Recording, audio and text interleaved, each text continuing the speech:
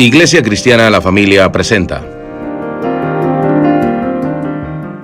un mensaje a la luz de la palabra, con el pastor Bernardo Ríos. A continuación,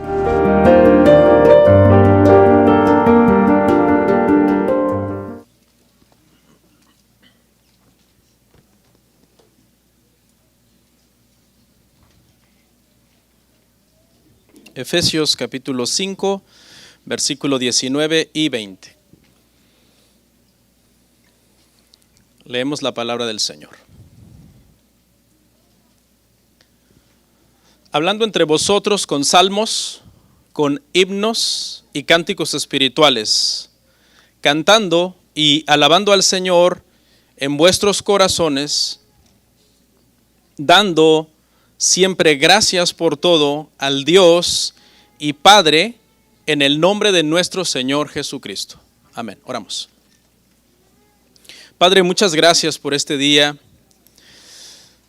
Podemos adorar con libertad, proclamar el Evangelio con autoridad, reunirnos en unidad, darte la gloria, Señor, con nuestras vidas. Muchas gracias, Padre, por este día. Ayúdanos a darnos cuenta de lo bendecidos que somos. Alabarte en lugar de quejarnos y agradecerte, Señor, por lo que ya nos has dado en lugar de ser malagradecidos y reconocer tu bendición, tu mano en todas las cosas que tú, Señor, nos provees. Te pedimos todo esto, Padre, en el nombre de nuestro Señor Jesucristo. Amén. Amén. Pueden sentarse, hermanos. Hermanos, el día de hoy vamos a ver estos dos versículos solamente. Dos versículos. Mantenga su Biblia abierta en esos dos versos. Yo no creo que sea tan complicado. Y vamos a tocar estos dos versos bajo el tema alabanza y gratitud cristiana. 3 versos antes, hermano, de estos dos versos, en el versículo 16, el apóstol Pablo le ha dicho a los efesios: aprovechen bien el tiempo porque estamos viviendo tiempos difíciles. Ahora, en los pasajes que vemos hoy, en estos dos versos, les dice: canten y den gracias.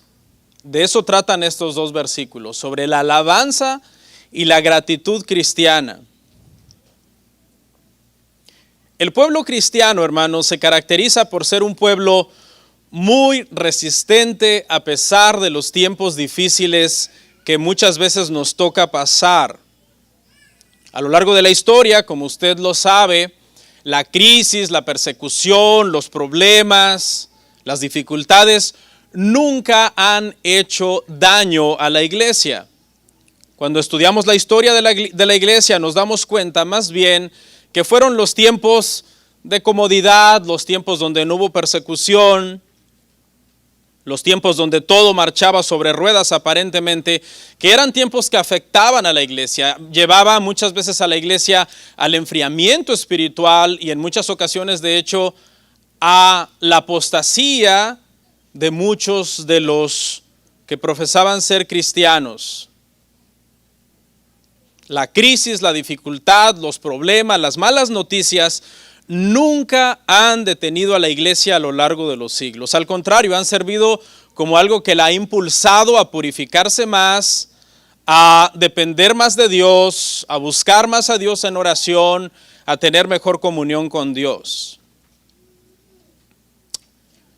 Al verdadero creyente, hermanos, las crisis lo hacen más fuerte.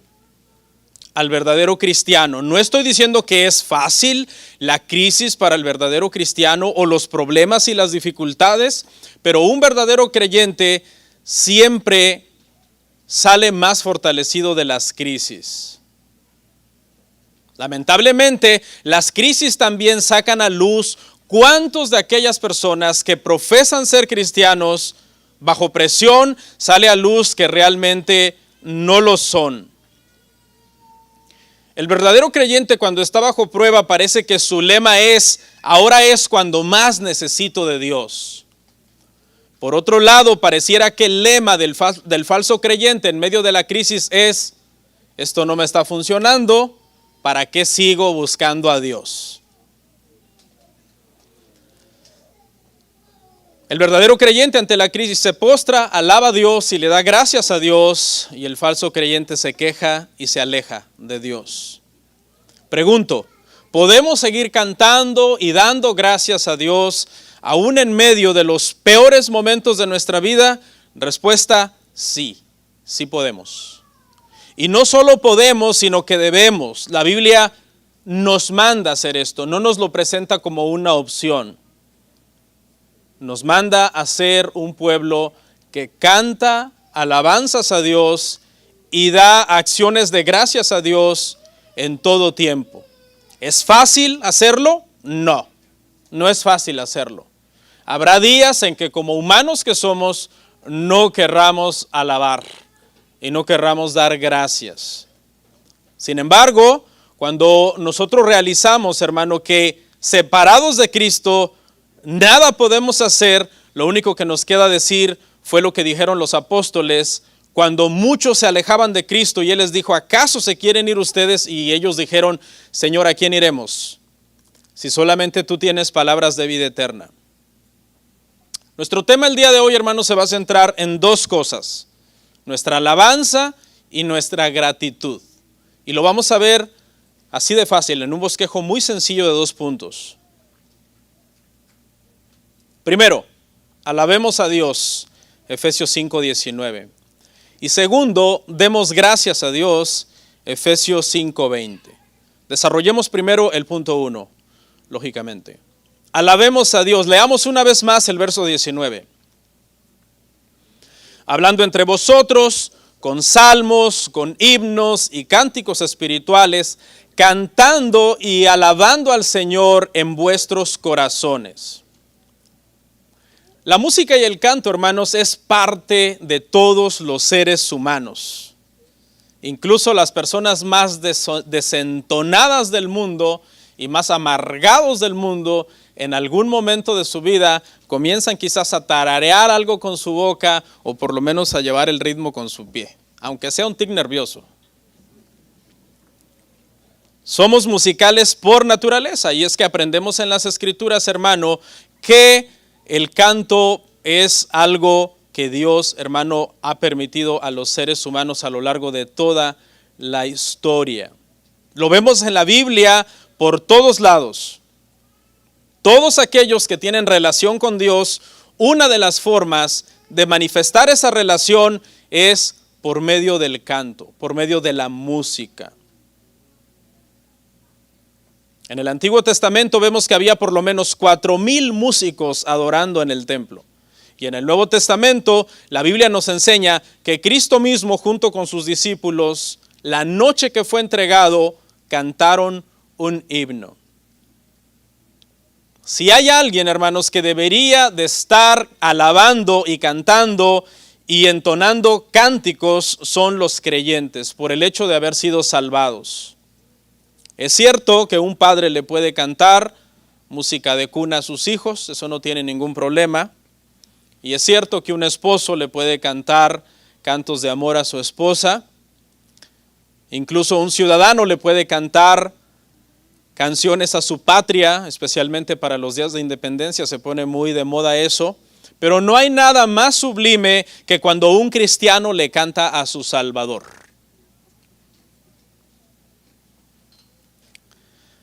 En este verso, hermanos, vamos a formular 4 preguntas y las 4 preguntas las vamos a responder con el mismo versículo. De eso va a tratar el desarrollo de este punto. 4 preguntas. La primera pregunta: ¿quiénes cantan?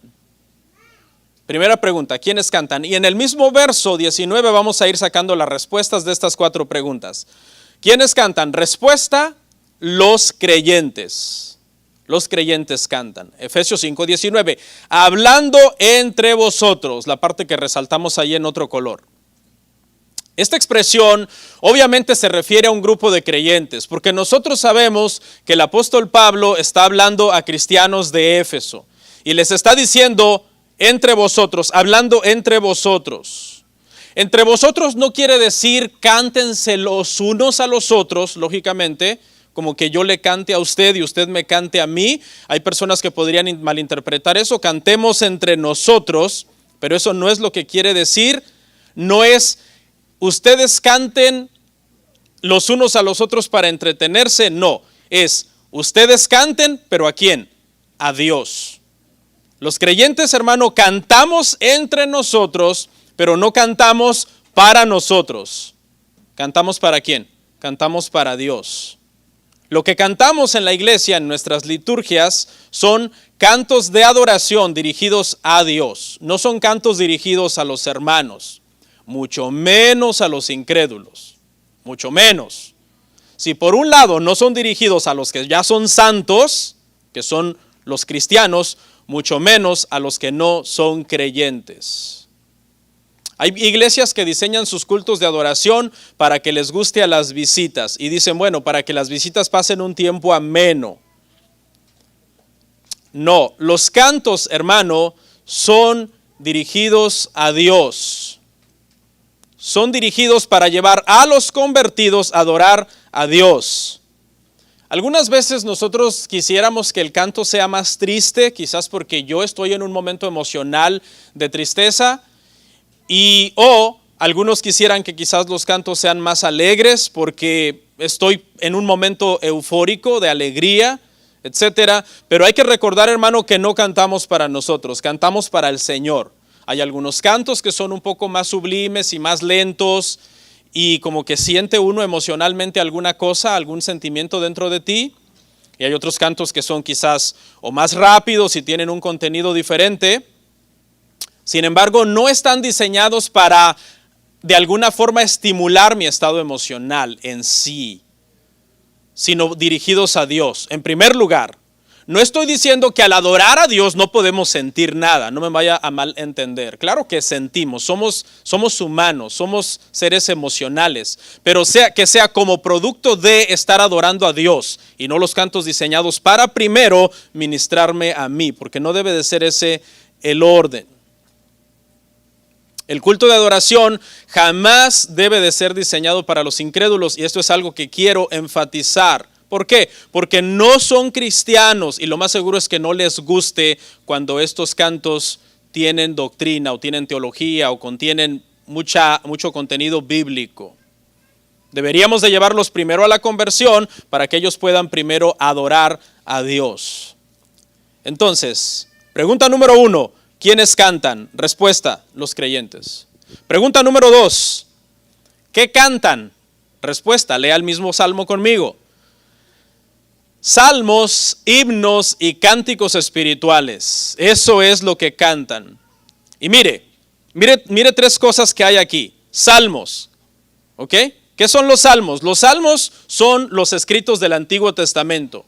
Los salmos, hermano, en nuestra Biblia son de alguna manera el himnario inspirado de Dios.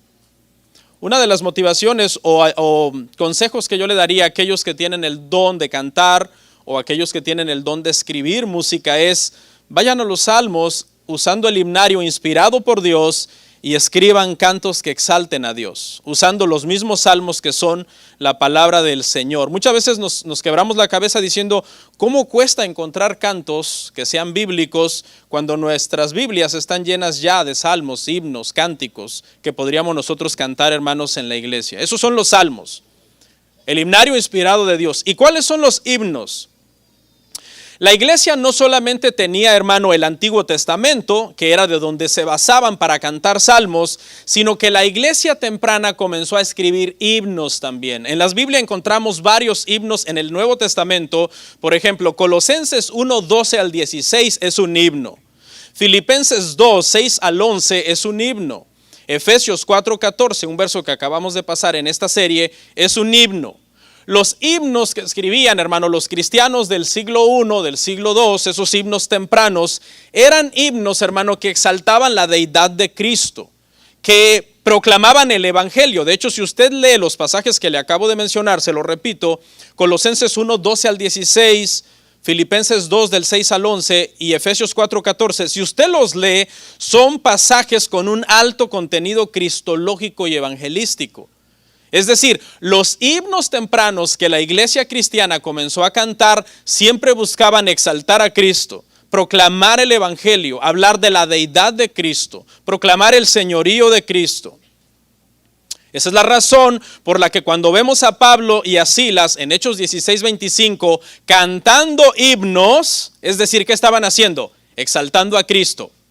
¿Cuál fue la reacción del carcelero cuando los escuchó cantar? ¿Qué dijo después del terremoto y todo lo que pasó? Señores, ¿qué hago para poder ser salvo? ¿Cuál fue la respuesta de los apóstoles? Crea en el Señor Jesucristo y será salvo. Porque fue precisamente ese el mensaje que ellos estaban dando por medio de sus himnos. Hay muchos cantos que están más dirigidos, hermano, a las personas y no a Dios. Muchos de nuestros cantos a veces se centran en lo que queremos que Dios haga, cuando en realidad los himnos tempranos de la iglesia cristiana estaban centrados en lo que Cristo ya había hecho en la cruz. Esos son los himnos. ¿Y cuáles son los cánticos espirituales? Tenga mucho cuidado porque esta fraseología, aunque es bíblico, el día de hoy se ha torcido. El día de hoy, ¿qué se entiende por cánticos espirituales?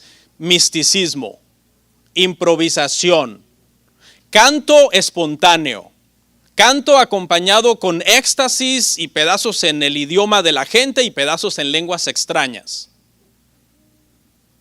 Tenga mucho cuidado porque eso no es lo que quiere decir aquí cánticos espirituales. No se refiere a que la persona que está dirigiendo la alabanza de repente cae en una especie de trance y como que se le comienza a olvidar su idioma y comienza a hablar una lengua extraña. Eso no es. Tampoco es aquel que dice, fluyamos en un canto nuevo y de forma espontánea dejemos que en este momento el Espíritu Santo nos use para fluir y comenzar a cantar espontáneamente. Eso tampoco es. ¿Qué es entonces cánticos espirituales? ¿Qué es? Son cantos con un alto contenido doctrinal. Son espirituales no porque el que está cantando en ese momento está teniendo una experiencia mística. Son espirituales porque el que está cantando la palabra de Dios. Porque esa es la palabra profética más segura que nosotros tenemos. Y si la cantamos, ¿qué puede ser más espiritual que cantar la palabra de Dios? Esos son los cánticos espirituales. Pregunta, ¿le podrán gustar estos cánticos espirituales a personas que no son creyentes? La verdad es que no, porque no están diseñados para motivarles a ellos, sino para enseñarles doctrina, Biblia, teología, cristología, evangelio, adoración, etcétera. Entonces, el natural que viene a la iglesia y no es cristiano no entiende estas cosas que son espirituales, como para que digamos, uy, les va a gustar bastante. Claro que no les va a gustar. Si ni a los mismos cristianos muchas veces no les gusta. Los cristianos que no les gusta la Biblia, que no les gusta leer la palabra, que están en contra de la teología, ¿tú crees que le van a gustar los himnos con un alto contenido doctrinal? Claro que no. Ellos van a decir, no, a mí pónganme algo que me guste, que tenga algo de punch, porque yo aquí, ¿qué están hablando ahí exaltando la Trinidad? ¿A mí eso qué? Sin embargo, el que ama la palabra, el que ora, y el que pasa tiempo en oración y ama la palabra y estudia la palabra, cuando oye un cántico espiritual con un alto contenido teológico que está enseñando verdades de una manera correcta, se goza, dice, esto es vida, porque estamos cantando la palabra, estamos cantando el evangelio, estamos exaltando a Jesucristo. Pero nosotros no queremos eso, nosotros queremos cantar, diga el débil fuerte soy. ¿Sabe que apenas acabé de pasar Joel? Porque ahorita ando en Miqueas más o menos y acabé de pasar Joel. Y si usted lee Joel 3:10, donde dice, diga el débil fuerte soy, ¿usted sabía que no son palabras de ánimo para que los cristianos se levanten y digan, sintiéndose débiles fuertes soy? Son palabras sarcásticas de parte de Dios, diciéndole a los enemigos de Israel que lo querían destruir, a las naciones que lo querían destruir, Dios les está diciendo sarcásticamente lo siguiente: ustedes que se creen muy fuertes para pelear con mi pueblo, ahora peleen conmigo, a ver si es cierto que van a poder. Palabras sarcásticas que Dios está lanzando para retar a los enemigos de Israel, para pelear contra él. Nosotros los tomamos como que son palabras de ánimo para que nosotros los cristianos digamos: yo puedo, yo soy un campeón y a mí nada me va a pasar, nunca me voy a enfermar y nunca voy a tener ningún problema. Es el problema de leer fuera de contexto. Se lee fuera de contexto, escriben un himno con ese canto y es un himno que está contradiciendo la Biblia. 3, pregunta número 3, ¿a quién le cantan? Respuesta: al Señor. Hablando entre vosotros con salmos, con himnos y cánticos espirituales, cantando y alabando al Señor. Pregunta: ¿a quién se le canta? Respuesta: al Señor, hermanos. No es un concurso de talento. Cantar a Dios, hermano, no es un concurso de talento. No, cantar a Dios implica exaltar a Dios por lo que Él es. Ahora, yo sé que lo puedo exaltar con mi boca. Cualquiera puede hacer eso, cualquiera que tiene boca. Pero si no es sincero, no es exaltación, porque a Dios no le puedes engañar. Porque Dios conoce el corazón y ya vamos a llegar ahí. Creo que me estoy adelantando un poquito. Todos los que adoramos, hermano, para que le podamos cantar a Dios, necesitamos tener comunión con Dios. Y no estoy hablando solo de los hermanos que cantan aquí, porque tú también cantas ahí.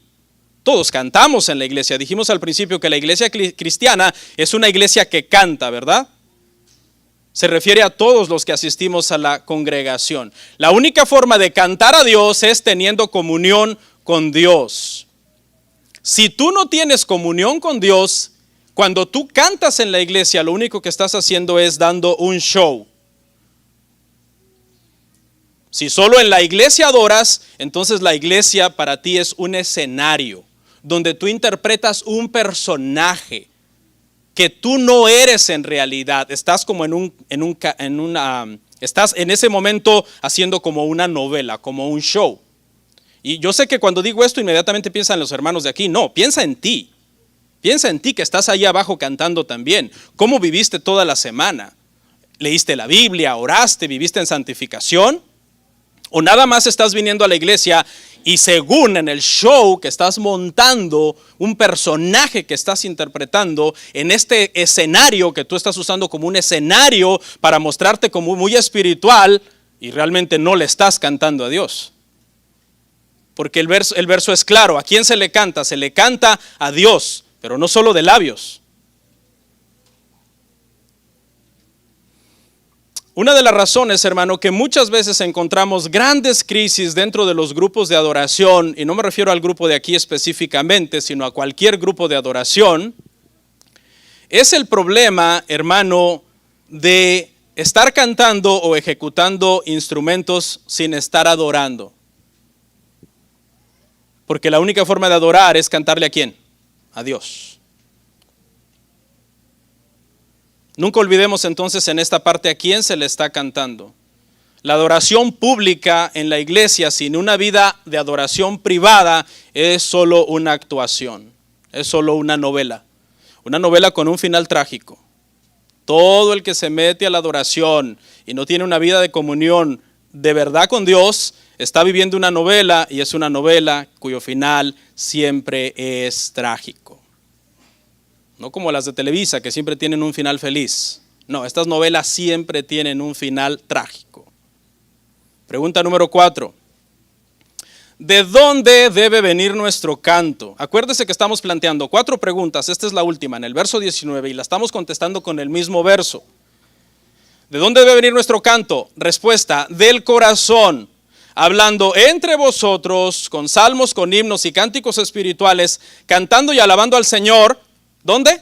En vuestros corazones. Por eso le decía que no es suficiente solamente cantar del diente al labio, porque eso todo mundo lo puede hacer. Pero como a Dios obviamente no le podemos engañar, hermanos. La adoración debe de salir de un corazón sincero. Alguien puede cantar muy bonito hablando en cuestiones técnicas, pero si aborrece a su hermano, por ejemplo, su canto es una ofensa a Dios. Igual, si invertimos esta analogía, alguien puede cantar muy feo, como usted comprenderá, digo como yo. Pero si usted es sincero, si usted ama a Dios, ¿qué cree? Esa adoración es agradable a Dios. Ahora hay que hacer una aclaración acá, porque es peligroso. Eso no quiere decir que digamos, ay, el hermano canta bien feo, pero es sincero, que se dedique a la adoración. No, que no se dedique a la adoración, que se dedique a la adoración, pero por otro lado, donde no estorbe a los demás. Le voy a aclarar por qué. Porque no es uno o lo otro para cantar acá, son las dos cosas, sinceridad y que sean idóneos para desarrollar el ministerio. No es lo uno o lo otro, es los dos que se necesitan para que adoremos a Dios. Porque dice que cuando se buscaba cantores y músicos en el templo tenían que ser ¿qué? Aptos para desarrollar su tarea. Es como si yo me quisiera poner a predicar aquí por fuerza sin tener un don de enseñanza. Alguien me va a decir, pastor, hágase un favor y háganos un favor, quítese de predicar. Yo sé que algunos tienen ganitas, pero... Porque es horrible, tú sufres cuando alguien está desempeñando un don que no tiene, tú lo sufres. Tú dices, alguien dígale por favor que no haga eso. Ah, pero es que es bien sincero. Que sea sincero ahí en su silla. Ok, ¿de dónde debe venir nuestra adoración? ¿De dónde? Del corazón. Te pregunto, y acuérdese que esto no es exclusivo para los hermanos que cantan, porque todos cantamos. Olvídese de los hermanos de aquí, tú cantas también en tu silla. Te pregunto, si tu adoración a Dios debe venir de tu corazón, ¿cómo está tu corazón? ¿Está lleno de la palabra de Dios? ¿Lo postras de rodillas constantemente delante de Dios para que ore? Porque en el corazón hay mucha maldad. En el corazón, hermano, hay orgullo muchas veces en nosotros, hay inclinaciones y pensamientos pecaminosos. ¿De qué está lleno tu corazón? ¿Cuántas horas alimentas tu corazón con las redes sociales? ¿Cuántas horas alimentas tu corazón con la televisión? ¿Cuántas horas alimentas tu corazón en lo recreativo y en lo divertido y en el entretenimiento? Porque si tu corazón está lleno de eso, no de la palabra de Dios y no de Dios, ¿cómo estará tu adoración entonces? Yo te voy a decir cómo está. Está débil, es una adoración débil, es una adoración del diente al labio, es una adoración enferma, es una adoración incluso hasta antibíblica en muchos de los casos.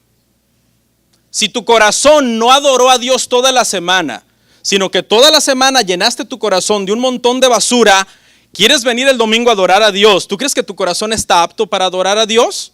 No, tu corazón viene enfermo. Hermanos, alguien dijo muy sabiamente, no venimos el domingo a adorar porque no lo hemos hecho toda la semana. Venimos el domingo a seguir adorando porque es algo que hemos hecho toda la semana. Completamente cierto. De lo contrario, esto es un escenario y tú estás interpretando un personaje. Y Dios aborrece la hipocresía. Punto 2, verso que sigue. Demos gracias a Dios. Punto 2, verso 20.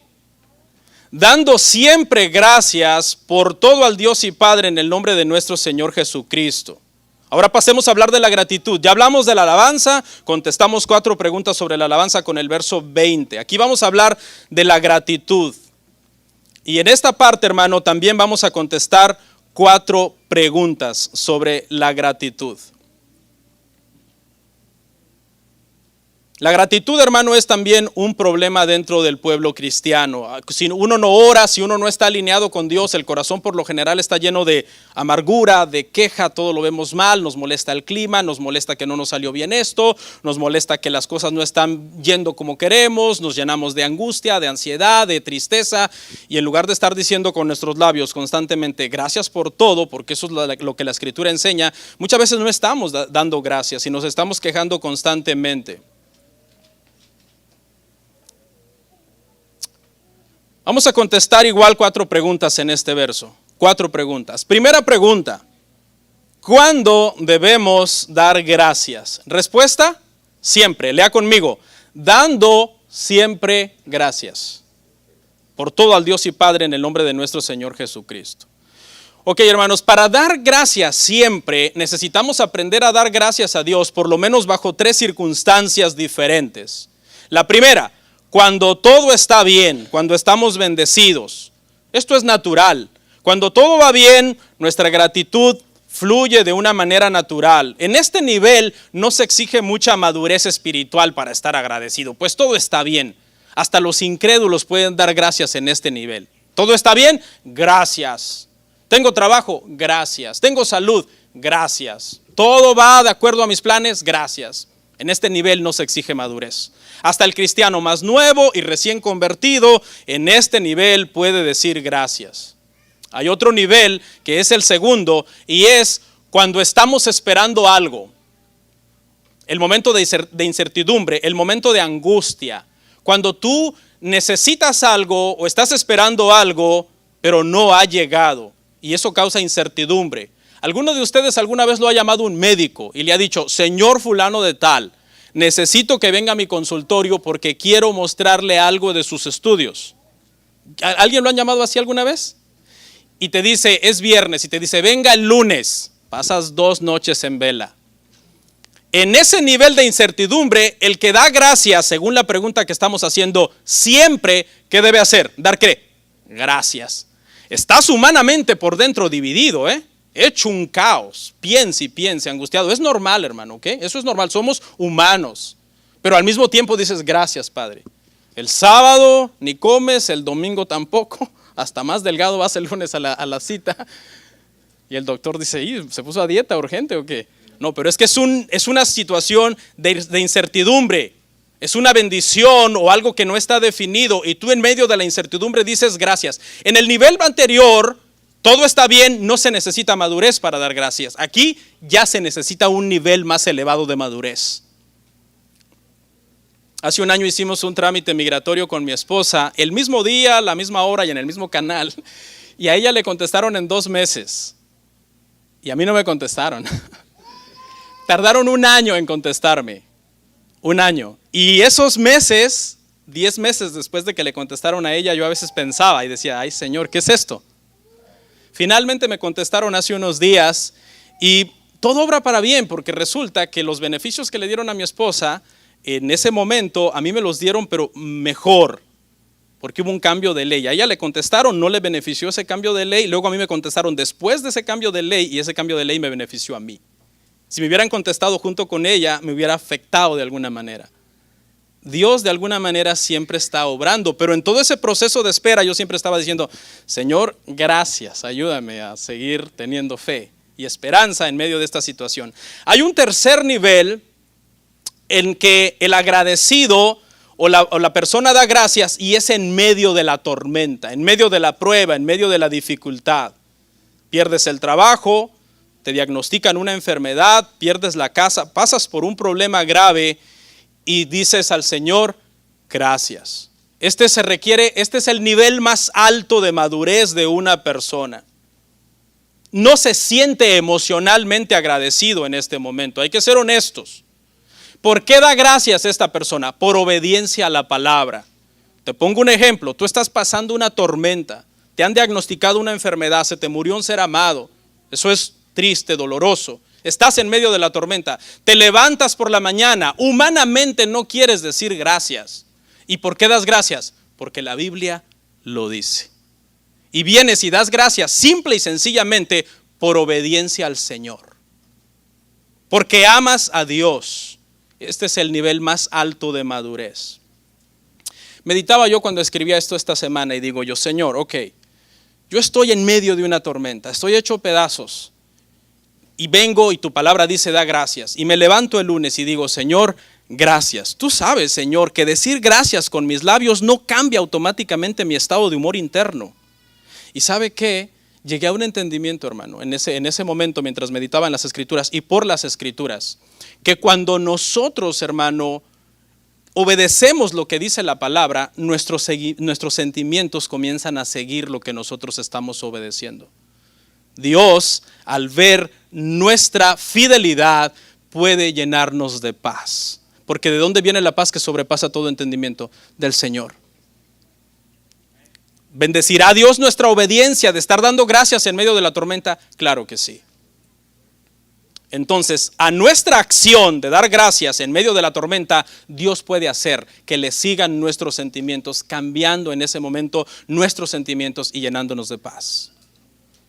Pregunta número 2. ¿Por qué cosas debemos dar gracias? Respuesta. Acuérdense que estamos usando el mismo verso para responder. Por todas las cosas, dando siempre gracias. ¿Por qué? Por todo, al Dios y Padre en el nombre de nuestro Señor Jesucristo. Por todas las cosas. ¿Cómo se puede dar gracias por todas las cosas? Las bendiciones nos hacen felices. Damos gracias de forma natural por las bendiciones. ¿Cómo se da gracias por algo malo que te pasó? Bueno, tienes que llegar a un alto entendimiento de quién es Dios.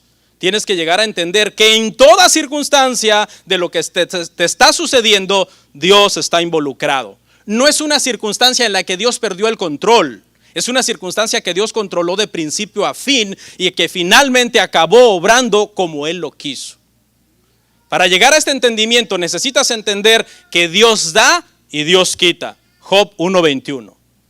Para llegar a este entendimiento necesitas saber que Dios es el autor de la vida y Dios es el autor de la muerte. Primera de Samuel 2:6. Jehová mata, Jehová da vida. Para llegar a este nivel de entendimiento necesitas saber que Dios permite la salud y Dios permite las enfermedades. Efesios 4:11. ¿Quién hizo al sordo? ¿Quién hizo al mudo? ¿Quién hizo al ciego? Yo, Jehová, dice el Señor. Cuando tú entiendes esto, tú entiendes, en toda circunstancia, en todas las cosas, debo dar gracias a Dios. Porque no son circunstancias ajenas a Él, sino circunstancias que Él ha controlado de principio a fin en mi vida. ¿Me duele? Sí. Somos humanos, nos duele. Pero Él en medio del dolor tiene cuidado de nosotros. Pregunta número 3. ¿Cómo debemos ser agradecidos? Respuesta: en el nombre de Jesucristo. Efesios 5:20. Dando siempre gracias por todo al Dios y Padre en el nombre de nuestro Señor Jesucristo. Es en el nombre de Cristo que nosotros traemos nuestras oraciones al Señor. Tenemos entrada al Padre por medio de Cristo. Es en su nombre que venimos a orar y a agradecer. Aquí quiero hacer una aclaración porque hay gente que entiende que pedir en el nombre de Jesús es como una fórmula mágica. Porque como hay un verso que dice, pedid en mi nombre y yo lo haré, hay gente que dice, pues está obligado. Ya seguí la fórmula es pedir en su nombre y Él lo hará. No, pedir en su nombre ahí no significa que es una fórmula mágica para que Dios nos cumpla todos nuestros caprichos. Pedir en su nombre implica por lo menos 3 cosas. En primer lugar, significa hacer peticiones de acuerdo a la voluntad de Dios y los propósitos de su reino. Esa es la primera. Debemos orar entonces con sabiduría y no de forma caprichosa. La segunda, orar o pedir o dar gracias en el nombre de Jesús es reconocer nuestra falta de merecimiento personal. Por eso es que venimos en el nombre de Él. Porque yo qué merezco, yo qué he hecho por Dios. Si hasta mucho me ha dado ya el Señor. Por eso lo pedimos en su nombre, porque es Él el que merece todo. Y en tercer lugar, también significa alinear las peticiones personales con el objetivo primordial del Padre. ¿Cuál es el objetivo primordial del Padre? Glorificar a su Hijo. Glorificar a su Hijo. Eso es, hermano, dar gracias y orar siempre en el nombre de nuestro Señor Jesucristo. Tener ese entendimiento. Y por último, la pregunta final en este verso es, ¿a quién debemos siempre dar gracias? La respuesta es, a Dios el Padre. A Dios y Padre, dice ahí Efesios, ¿verdad? A Dios y Padre. Tú puedes recibir, hermano y amigo, muchas cosas de mucha gente. Puedes recibir beneficios y ayuda y buen trato de parte de tu jefe en el trabajo. Puedes tener amigos que te amen, te cuiden, te ayuden. Tu familia, incluso joven, tus padres, esposo, tu esposa, tu esposo.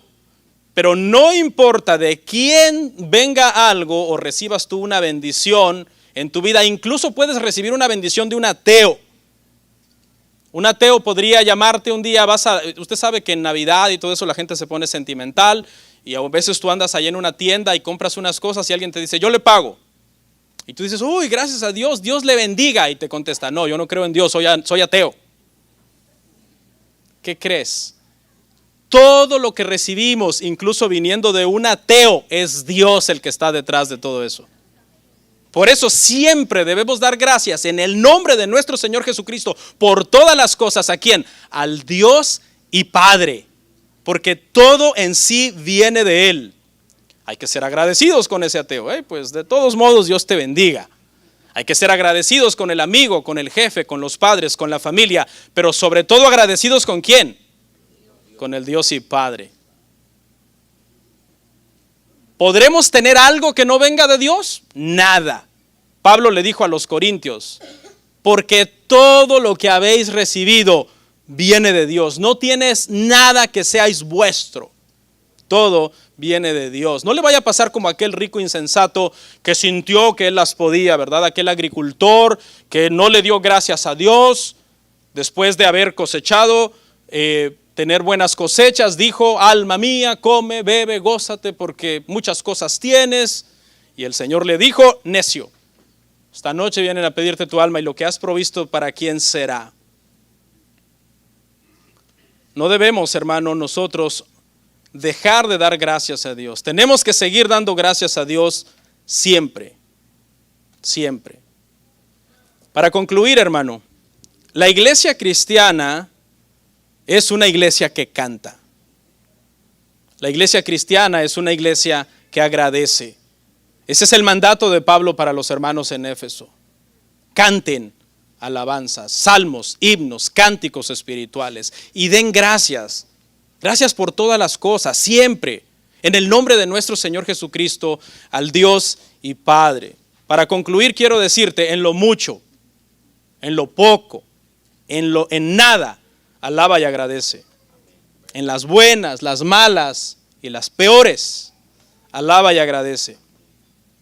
En la salud, la enfermedad e incluso la muerte, Dios nos dice, alaba y agradece. Oramos.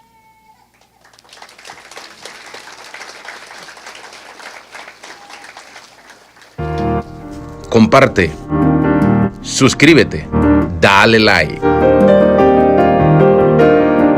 Gracias por tu sintonía. Hasta la próxima. Bendiciones.